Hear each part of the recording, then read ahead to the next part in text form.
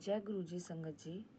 तो ये जो सत्संग है वो मेरा खुद का एक्सपीरियंस सत्संग है। आप सभी के बीच मैं अपना खुद का एक्सपीरियंस सत्संग शेयर कर रही हूँ आज, जो कि स्पेशली मेरी मम्मी के बारे में है कि कैसे गुरु जी ने उन्हें प्रोटेक्ट किया, कैसे अपनी ग्रेस प्रोवाइड की मेरी मम्मी को।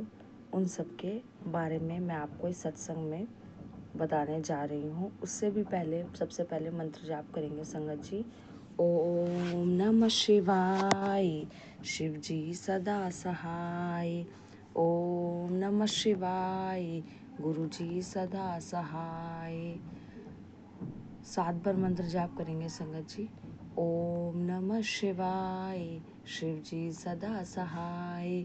ओम नमः शिवाय, गुरु जी सदा सहाय। ओम नमः शिवाय, शिव जी सदा सहाय। ओम नमः शिवाय, गुरु जी सदा सहाय। ओम नमः शिवाय, शिव जी सदा सहाय। ओम नमः शिवाय, गुरु जी सदा सहाय। ओम नमः शिवाय, शिव जी सदा सहाय। ओम नमः शिवाय, गुरु जी सदा सहाय। ओम नमः शिवाय, शिव जी सदा सहाय। ओम नमः शिवाय, गुरु जी सदा सहाय। संगत जी, जो ये सत्संग है वो मतलब आज से 3 साल पहले का सत्संग है, या फिर आप बोल सकते हो 4 साल पहले का, जब हमें गुरुजी मिले नहीं थे। लेकिन गुरुजी का एक बार जो होता है ना जिक्र, वो हमारे सामने हो चुका था। हमें गुरुजी के बारे में पता चल चुका था। डिटेल में तो नहीं पता लगा था, लेकिन हाँ थोड़ा बहुत हिंट था। हमें गुरुजी का स्वरूप देख लिया था। उसके बाद की ये कहानी स्टार्ट होती है। ये जो भी चीज़ें मेरी मम्मी के साथ हुई वो मैं आप सभी के सामने शेयर करना चाहती हूँ, शेयर कर रही हूँ। तो क्या होता है संगत जी कि घर की कुछ प्रॉब्लम्स होती है, बहुत मतलब एकदम डिटेल में, बहुत ज़्यादा ना गंभीर सीरियस प्रॉब्लम्स। तो किसी वजह से हमें मथुरा शिफ्ट होना पड़ता है। तो मथुरा शिफ्ट होने के बाद क्या होता है संगत जी, वहाँ पे शिफ्ट तो हो जाते, बहुत सारी मुश्किलें आते हैं, क्योंकि नए नए जगह आप जहाँ पे शिफ्ट होते हो, हरियाणा से आप MP जा रहे हो, स्टेट बदल रहे हो, तो बहुत सारी चीज़ें होती है, चाहे फाइनेंशियल कंडीशंस हो या फिर और भी घर का सामान हो, क्योंकि सोने के लिए आपको, खाने के लिए, हर चीज़ की फैसिलिटी आपको चाहिए, चाहे आप कहीं पे भी रहे। सर्वाइवल के लिए कुछ चीज़ ज़रूरी हो तो उसका इंतज़ाम किया। उसके बाद अपने भाई बहनों को एडमिशन कराया, TC वगैरह में भी गड़बड़ आई, फिर उसको दोबारा से ठीक कराया। उसके बाद मतलब बहुत सारी चीज़ें हुई, एडमिशन हो गया। फिर उनको स्कूल छोड़ने के लिए जाना स्टार्ट किया मम्मी ने। तो जैसे ही वो जाती थी उनको स्कूल छोड़ने के लिए, तो देखती थी कि एक्सीडेंट होने वाला, उनका ही होने वाला, और 100% होता ही।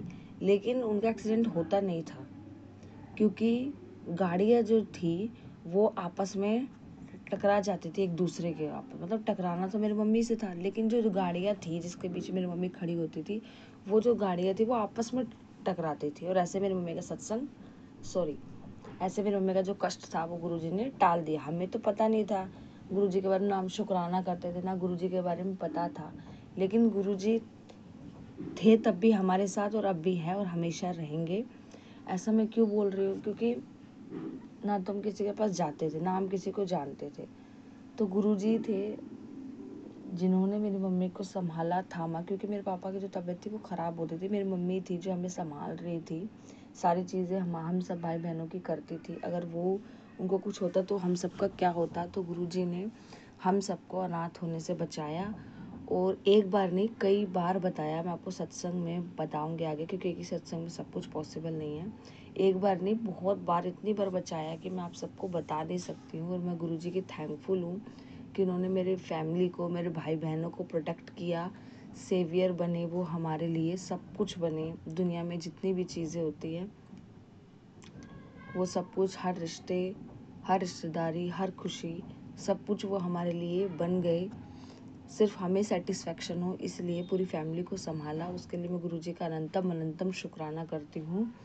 और मैं आप सभी को भी बताना चाहती हूँ कि हमारी लाइफ में कुछ प्रॉब्लम्स आ जाती है, कुछ प्रॉब्लम्स आती है, बहुत बड़ी बड़ी प्रॉब्लम्स आती है, तो हम भगवान को बोलते हैं, उनको सुनाते हैं कि हमारे साथ कुछ अच्छा नहीं हो रहा है, इससे अच्छा इतना सा अच्छा करना था। मतलब कुछ कुछ संगत बोल देती है तंग आके कि इतना सही करना था, इससे अच्छा करते मत, ये वो। मतलब कुछ लोग नहीं समझते इतना डिटेल में। न्यू संगत है कि इतना ही होना था, अभी ये चीज़ बचा ली तो क्या हुआ, ये चीज़ ख़राब हो गई। इनफैक्ट मैं अभी पहले बोल देती थी कि ये चीज़ अच्छी हुई तो क्या हुआ, इससे अच्छा तो हमारा मर जाना ही बेहतर है। क्योंकि चीज़ें जो हैं वो ख़राब चल रही हैं, अच्छी नहीं चल रही है। लेकिन आप सबको नहीं पता कि गुरुजी कौन सा कर्म आपको कब काट देंगे। मतलब अगर आपको कुछ चीज़ मिलेगी, आपके कर्म कंप्लीट बैड कर्म ख़त्म होने के बाद तो जो चीज़ मिलेगी वो स्मूथली चलेगी आपकी, उसको आपको कोई छीन नहीं सकता, ना उसमें कोई रुकावट आएगी। एक होती नहीं चीज़ें कि अगर आपकी चीज़ें शुरू भी हो गई तो फिर अगर वो चल नहीं पाई तो उस चीज़ का शुरू होने का कोई फ़ायदा नहीं है, कोई बेनिफिट नहीं है, आपको लॉस के सिवाय कुछ नहीं मिलेगा। इसलिए गुरुजी पहले बैठ कर मास को, जो भी आप मतलब कितने जन्मों के आप सोच भी नहीं सकते और आपको तो याद भी नहीं है, इसलिए आप भगवान को या फिर किसी इंसान को ब्लेम करते हैं क्योंकि आपको तो कुछ याद नहीं है कि आपने क्या किया है पास्ट में आपको तो इस जन्म का भी याद नहीं होगा, तो पिछले जन्म की तो दूर की छोड़ो। तो इसलिए ब्लेम करने से कुछ नहीं होगा, क्योंकि जो भी हम करते हैं उसी चीज़ का रिजल्ट हमें मिलता है हमेशा। चाहे वो कोई बहाना हो, किसी इंसान की वजह से हमारा नुकसान हो गया, एक्सीडेंट हो गया, सब सारी चीज़ें बहाना है। अगर आपने ऐसा कुछ नहीं किया, कोई जानबूझ के कुछ करवा रहा है या बोलते ब्लैक मैजिक हो रहा है, ऐसा कुछ होने नहीं देंगे गुरुजी जिसकी लाइफ में है। और जिस अगर नहीं भी हैं, अगर उनको पता है कि इंसान सही है तो उसकी भी वो मदद कर देंगे, पता नहीं चलता। क्योंकि भगवान एक हाथ से मदद करते हैं, दूसरे हाथ को पता भी नहीं चलता, क्योंकि वो कोई इंसान नहीं है स्वार्थी जो आपको बताएंगे कि मैं अब तुम्हारी मदद कर रहा हूँ। बस आप विश्वास रखिए यूनिवर्स पे और भगवान पे और गुरुजी पे, बाकी सब आपका बेस्ट ही होगा, जितना बेस्ट हो सकता था उतना बेस्ट। इसलिए हम भी सोचते थे कि मम्मी ठीक नहीं है, पापा ठीक नहीं, मम्मी की तबीयत ठीक नहीं रहती है, ये सब होता रहता है। पर फिर भी गुरुजी ने मतलब उनको प्रोटेक्ट किया, बचाया एक्सीडेंट होने से। और कितनी बार बचाया, बार बार जाती थी वो, हर डे वो बताती थी उनसे यही होता था, गाड़ियाँ आपस में टकरा रही है और मैं मतलब प्रोटेक्ट हो रही हूँ। पता नहीं भगवान ने मुझे बचा लिया, क्योंकि हम उस टाइम गुरुजी को जानते ही नहीं थे, अनजान थे हम। लेकिन गुरुजी की कृपा के बारे में पहले सोचते थे नहीं नहीं ऐसा नहीं हुआ, वो गुरुजी ने कृपा, लेकिन नहीं, अब एहसास हुआ कि नहीं, गुरुजी ने ही हमें प्रोटेक्ट किया है। क्योंकि इतनी वही है जो वन ओनली, जो हमें इतनी बड़ी मुसीबत से बचा सकते हैं। क्योंकि इतनी सारी गाड़ियों का टकराना, आपस में गाड़ी का टकरा रही है, मम्मी बीच में खड़ी कैसे टकरा रही है, वो बच जा रही है, ये सारी चीज़ें होना। उसके बाद जब भी उनको लगता था कि मैं अकेली हूँ, कैसे करूँगी इतनी सारी चीज़ें, अनजान शहर में इतनी सारी चीज़ें करनी, सब कुछ उनको करना है। क्योंकि पापा गांव में रहते थे, उनकी तबीयत ठीक नहीं रहती थी, ज़्यादा चीज़ें उनसे शेयर नहीं कर पाते थे क्योंकि उनके हेल्थ इशू ज़्यादा थे, तबीयत ख़राब थे, माइंड डिस्टर्ब रहता था जितना हमारा, तो उससे कहीं ज़्यादा। इसलिए बता नहीं पाता, मम्मी को सब कुछ हैंडल करना पड़ता था। फिर धीरे धीरे गुरु से सच में कनेक्ट हुए, बड़े मंदिर जाना हुआ।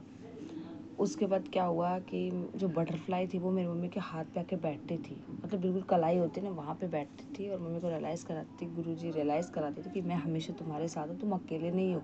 ऐसे स्टार्टिंग में लगता था कि नहीं हम अकेले हैं, वो तो भगवान है, वो कर देंगे, मतलब इतना दिमाग पे कनेक्ट नहीं कर पाते। जब इंसान कनेक्ट नहीं कर पाता ना, तो वो एक इंसान को सोचता है कि ये हमारा साथ देगा, हाँ हमारे पास सब कुछ है। लेकिन वो भगवान से जब तक कनेक्ट नहीं करेगा, जब तक हम गुरुजी से कनेक्ट नहीं करेंगे, तब तक हम खुद को अकेला ही समझेंगे। और जब उनको हम फील करना स्टार्ट करेंगे, क्योंकि भावनाओं से, कनेक्शन से ही हम खुद को शक्तिशाली समझ सकते हैं कि हमारे पास भी है शक्तियाँ। हमारे पास गुरुजी महाराज जो हमारे हमेशा हमारा साथ देंगे, कोई हो चाहे ना हो, लेकिन वो है तो बाकी सब काम हमारा स्मूथली अपने आप हो जाएगा। ये चीज़ हम समझ नहीं पाते और इसको समझने में हमें किसी को 1 साल, किसी को 6 महीने, किसी को जल्दी, किसी को लेट समझ में आता है। और जब आ जाता है ना तो उसकी लाइफ इतनी ईजियर होती है, डे बाई डे इतनी ईजियर होती है, उसके कष्ट इतनी कटते हैं ना इतनी आसानी से, वो इंसान समझता है, उसको थैंकफुल होता है। क्योंकि जितना हम गुरुजी के थैंकफुल होंगे, जितनी चीज़ों को समझेंगे कि हाँ गुरुजी ने हमारा ये कष्ट काट दिया है, क्योंकि थोड़ा बहुत एहसास उस इंसान को ज़रूर होता है मन में, बस उसके मानने की देरी है। अगर वो मानने लगेगा, शुक्राना करेगा, तो उसकी चीज़ें, लाइफ भले कितनी भी कठिन हो, चाहे कुछ भी आपका ख़राब हो, कोई भी दोष हो, लेकिन उससे फ़र्क नहीं पड़ता, वो चीज़ें आपकी ऑटोमेटिकली हटेंगी और जितना इंसान खुद को अंदर, गुरुजी तो कर ही रहे हैं, खुद को अंदर से प्योरीफाई करने की कोशिश करेगा, नेगेटिविटी आएंगी और वो बेसिकली वो तो हमेशा आती ही रहेंगी, लेकिन आपका काम है कि उस नेगेटिविटी को दूर करना। और कैसे दूर करोगे? मंत्र जाप करके, जल प्रसाद पी के, क्योंकि जितनी नेगेटिविटी को आप अपने से दूर करोगे उतनी गुरुजी आपके पास आएंगे।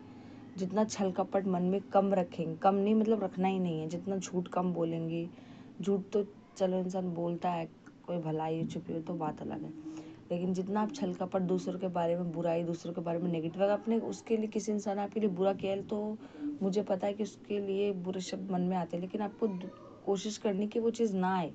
नेगेटिव बिल्कुल भी नहीं सोचना, तो ज़ीरो, नेग्लेक्जिबल, ना के बराबर आपको नेगेटिविटी सोचनी ही नहीं है। तो आपके साथ जब गुरु पार रहेंगे तो आप एकदम रिलैक्स फील करेंगे, चाहे आपके पास कोई आराम का सामान, कोई भी कंफर्टेबल सामान हो चाहे ना हो, चाहे आपके पास कंफर्टेबल बेड हो चाहे ना हो, चाहे फ्रिज ठंडा पानी के लिए हो चाहे ना हो, चाहे कंफर्ट फूड हो चाहे ना हो, लेकिन आपको तब भी कंफर्ट ही लगेगा। वो तो गुरु आपके पास होंगे, तब पानी भी पियेंगे ना तो ऐसा लगेगा कि अमृत है, खाना भी खाएंगे तो लगेगा अमृत है, सोएंगे भी तो ऐसा लगेगा आज से पहले इतनी सुकून भरी नींद नहीं आई है। जितना आप खुद को प्योरीफाई करेंगे उतनी अच्छी नींद, उतनी अच्छी आपकी हेल्थ होगी।